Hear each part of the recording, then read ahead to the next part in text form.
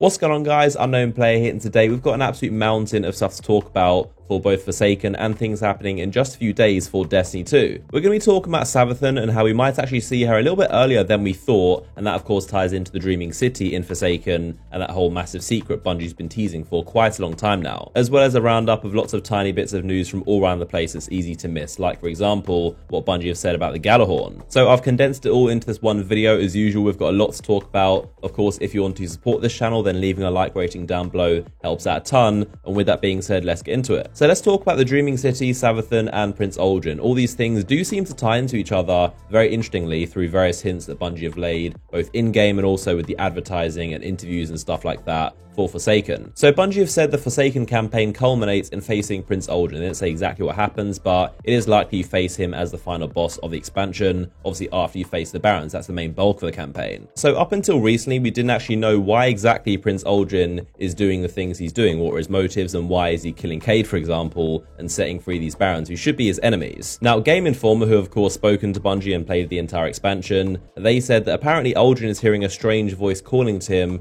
from within the heart of the Dreaming City. So that is what he's doing. There's some kind of voice from the middle of the Dreaming City telling him to do stuff and kind of guiding him to do these things he's doing. Now that obviously begs the question, who is this strange voice calling to him? I think the obvious answer would be the Queen. That's a very safe bet. But honestly, my theory is that it may actually be Savathun. She, if you don't know, is one of Oryx's two sisters that's still alive, and she's out there somewhere doing something. She actually controls the Taken now, but her specialty, her skill, is in lies, deceiving people, and playing tricks to get her way. Oryx and the other sister have different skill sets, but Savathun's is literally in playing tricks, manipulating people, and also pretending to be others. So that's literally what she does. I think it's very possible she could be pretending to be the Queen, calling to Uldren to manipulate him to do what she wants. We also, of course, know the Taken are pretty much invading and infecting the entire Dreaming City from its core. So there's definitely something weird going on there. And again, nobody else controls the Taken. It's literally Savathun. And if something's happening with them, it would be her doing. So of course, the Dreaming City is where the raid takes place, but it's also its own endgame patrol destination that's kind of really difficult. Got a bunch of puzzles, secrets, and mysteries to unlock. Apparently inside the city there are ways to get inside the Ascendant Realm, which if you don't know is basically like a Hive alternate reality. It's their dimension. It's also where all the Hive gods live.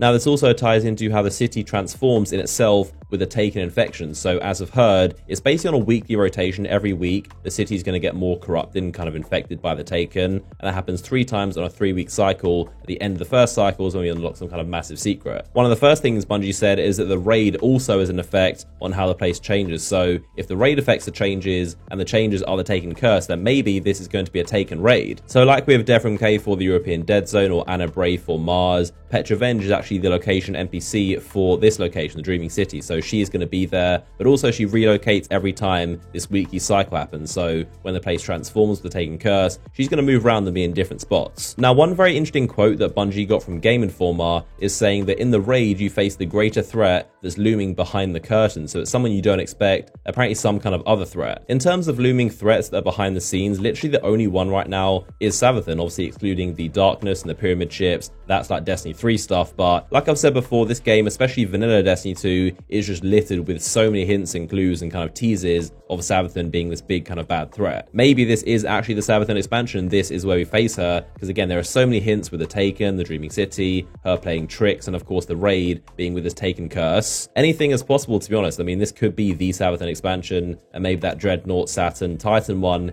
is Oryx's other sister, Xivu, Arath, or maybe not even the Hive or Taken at all. Now, on the other hand, something else I realize is that one way or another, we're going to kill Prince Uldren. We're going to get revenge somehow. He's going to die by the Guardians. So that's going to happen. And obviously the Queen is not going to be too happy about us killing her brother. So she's probably going to become an enemy at some point too, and would also make sense to be this final raid boss. I mean, however it plays out, I really can't see us killing Prince Uldren and the Queen being cool with us. So I think she's probably going to be an enemy at some point too. But either way, Savathun is 100% definitely involved in this expansion. She controls the Taken, that is a fact. The Taken are doing a bunch of weird stuff in the Dreaming City, and she is the only one with the power to tell them to do stuff. So she is definitely controlling them to do this. The only question is if she is physically in the city and we face her, or she is controlling stuff from afar and we defeat her minions, and then later on, next September, she comes and we properly face her. It's also, of course, worth noting that whenever we do see Savathun, we are definitely going to see Eris Morn return finally. That, if you don't know, is what Eris Morn is doing. That's where she is right now, researching the Hive and trying to figure out a way to defeat them. So when Eris Morn does show up, it's going to be with Savathun. And she's also the kind of character that you would expect to see see in a surprise, not just kind of shown off in trailers. I can imagine like late towards the campaign, she just pops up out of nowhere and it's kind of a surprise moment. But as always, leave your comments down below. I love seeing your speculation and thoughts. What do you think about Savathun, Prince Uldren, the Queen, the city? Who do you think is behind this and what do you think we're going to see? So moving on, I want to talk about a bunch of very interesting and kind of random facts from Bungie in Game Informer. Of course, they're doing a bunch of interviews, so lots of info is coming out. Wanted to collect a bunch of it. The first thing which I'm really a fan of is that Destiny is finally getting some sort of set bonuses, which means when you collect a full set of armor, you're going to get some kind of reward for it. So what these are going to be in Forsaken are actually badges, so you don't know what they do, if they're just cosmetic or if they have perks attached to them as well. But you are going to get badges for getting, say, a full set of raid gear or trials gear or Iron Banner armor. It's something I've always thought should be a thing in Destiny. You should be incentivized and kind of rewarded for wearing and even obtaining a full set of one armor piece. The one thing I'm not sure about though is exotics. Of course, at one point you're always wearing one, so I'm not sure if that counts, if 4 out of 5 is enough, but hopefully it's going to be something along those lines. A pretty random question was, if Bungie could pick a new rarity color, what would it be? So like we have green, blue, purple, yellow, a new one on top of that, what would it be? Their answer as the color they would pick was actually black, so I don't think it's going to happen in Forsaken, maybe Destiny 3, but just something funny and kind of random to think about. Bungie also said there's going to be around 10 to 15 new exotic weapons and a bunch of cool armor as well, so I'm sure some of those are going to be reskins from Destiny 1, as we've seen a lot, but 10 to 15 is the rough number of new exotic weapons. Now, one exotic weapon that we know is not coming back from Destiny 1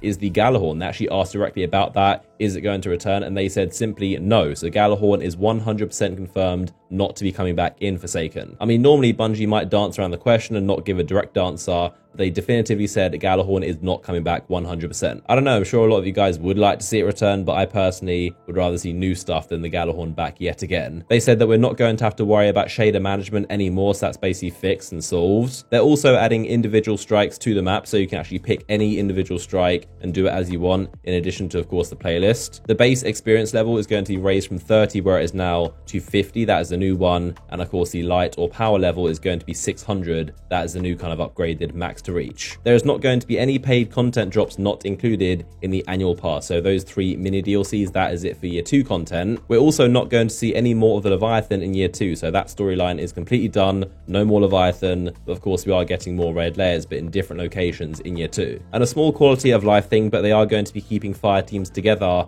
after you finish a strike or crucible, which is nice to finally see. So talking about a new exotic weapon which has never been seen before, we got a full reveal of what it does and how it kind of works, which is very interesting. This is a really unique exotic. This is called the Cerberus +1, which is a sort of Frankenstein exotic weapon. It is basically lots of auto rifles kind of mashed into one, literally fused and combined. It apparently has parts of the origin story and also the Khvostov exotic from Destiny 1, which is funny. It's got a mysterious power source called the Photonic Heart, which is strapped to the side, as you can see there, and it's also got literally 4 auto rifles, so it fires as 4 different weapons at the same time. So it does have 4 different magazines. They all reload as one, of course, but the ammo displays one at a time, so they all go down kind of separately. So where the main red dot that you're aiming is looking, that's always going to be kind of accurate, but there's also 2 more barrels below it and 1 more above, so it's going to be kind of like a spray, almost like a hip fire. Its non-exotic perks are rifle barrel for range, fluted barrel for handling, and full bore for even more range, which is pretty funny. It's actually a kinetic weapon in the primary slot, and it's also apparently very good for killing adds and enemies with big crit spots like ogres or servitors. So as you can see, with 4 auto rifles being fired at the same time, there is a bunch of damage numbers everywhere. Now, in terms of some more current news for Destiny 2, a lot of really interesting stuff has been happening recently. Of course, if you don't know, Future War Cult did win their very first faction rally, so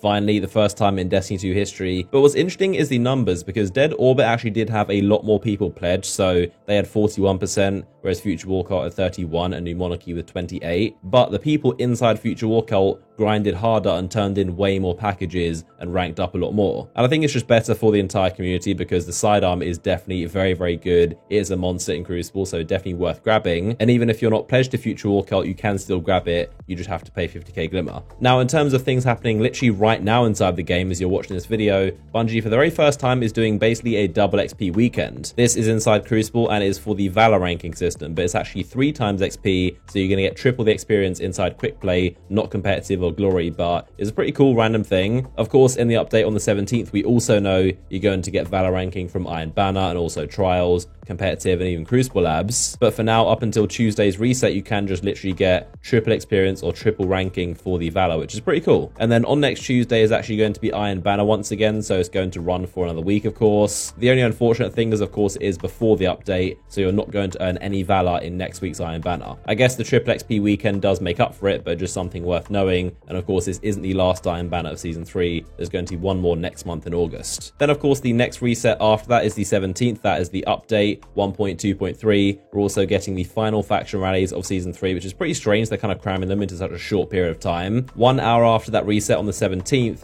Bungie is setting live the Eater of Worlds Raid Lair Prestige mode. So, of course, that is going to be your one and only source for 400 power level weapons, not armor, just weapons. They tease that the modifier is called Arsenal, so we don't know what it does. Probably something to do with weapons, I'd imagine, by the name. And also, the fixed weapon loadout is going to involve pulse rifles. Then the next day at 10 AM Pacific, the usual reset time, the Spire of Stars Prestige mode goes live as well. So that's when that goes live. And then 2 weeks later, on the 31st of July, is the Solstice of Heroes event. And that, of course, is when you get 400 power level armor. So as promised, a lot of info to get through as always. I hope you guys enjoyed today's video. If you did, then a like rating down below is massively appreciated. Of course, you can follow me on Instagram and Twitter down below to keep up to date with me. And of course, subscribe to the channel to keep up to date with my videos. Click this image if you want to watch another video from myself. But as always, I appreciate you guys and all your support, and I'll see you all in the next one.